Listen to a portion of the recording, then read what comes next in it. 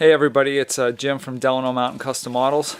Hey, I just wanted to give an update on my freight yard. So as you can see in the video, we got the whole freight yard now painted, and I got cork in the two spots there and down at the far end. I got that all corked and everything's painted. So this whole section is going to be ready to be ballasted. And you can see all the track has got all the paint off it. It's all shined up, and it looks much better now. There, if you get a close-up look at the track,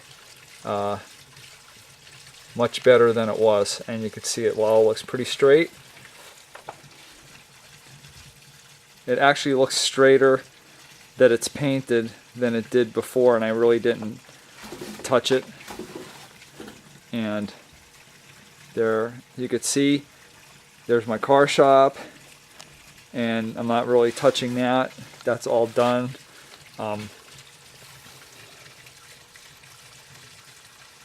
What I did back there is that's my engine terminal, and if you remember before, I had two stub tracks, and what I did is, hold on a second, we're gonna take the cam and we're gonna go back there.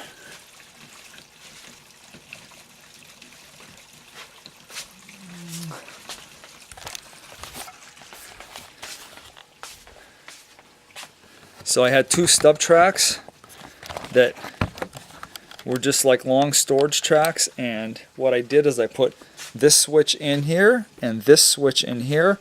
So I'm going to have one track for engine storage, and then these three tracks are going to go into an engine house, and that engine house is a Walthers diesel house, and it looks just like that. Or hopefully when it's done it's going to look just like that. And so I'm going to have the diesel house, and then I'm going to have my fueling facility right next to it. And it just so happened that I had that diesel house and I had a perfect spot for it, and I was able to cut the foam and the cork and put the cork that was on top of it back in, and then stick that in there. And so I'm going to assemble it, and I didn't lay any of the track down because the track has to go over the pits, and you can see that the track comes in to these slots, and the rails will go like over that pit, and then they'll lay in the back section there. So I'm going to actually try to detail that as well. So what I did now in the meantime is I taped up the edges here for the ballasting, so you don't want any ballast going over top of the edge. So we'll be able to ballast right to the edge here, and then this tape will prevent it from going off the edge of the table. That'll be removed once the glue is dried. What I want to do is I want to get pinstriping, and I'm going to pinstripe the tops of the rails so I don't have to clean them off again.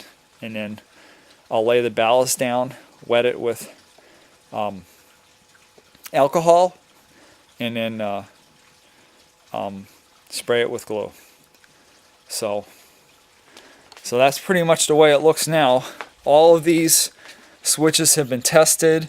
I had them, all these switches were taped up as you saw in the previous video. And then once the paint dried, I removed the tape. I tested them all with light, with a little light bulb, and they all work fine. So we're in pretty good shape as far as this. And then what's going to happen is, you can see where that ends at the white there, that's going to be a stone wall that basically goes just around that section to there. And the same thing here at my tunnel. So as this is coming out of the tunnel, this is going to be a stone wall here, and this will be a stone wall coming out of that tunnel as well. You can see I already have part of that stone wall, but that'll just be a stone wall. And that's basically it. You could see where everything was caulked, where there was excess gapping, and you won't even see that once all the ballast is laid down. That's just to keep all the ballast from running down in between and me wasting huge amounts of ballast. But again, if you look at the rail, it looks pretty good coming off of those triple switches. on both sides. Okay, well, hopefully next time I'll have a small section ballasted, and we'll be able to see how the ballasting went. And in the meantime, hopefully I'll get some time to start building the engine house. But that's going to be really nice. So you'll have a diesel house and a fueling pad in the back section, and that makes a lot more sense than having those two long stubs going out there. The only thing you can do is shove cars back into it. So we have 3, 6, 7, 8, 9, 9-yard tracks, and then one runner track that goes through. And we'll have 3 tracks for the diesel fueling pad and 4 tracks for the diesel house total, and then we have 3 tracks for the car shop, and then 1 track that just goes around the car shop and basically acts as a runner to be able to run engines from the engine terminal out to the very end of the yard here to that switch. Alright, well, we'll talk to you guys in about a week when I get some of this ballasted. Alright, hopefully you enjoy these videos. Bye.